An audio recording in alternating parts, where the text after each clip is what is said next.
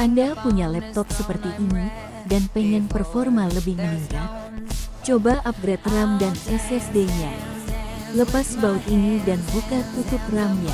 Pasang RAM untuk upgrade. Lepas baut-baut di bottom case.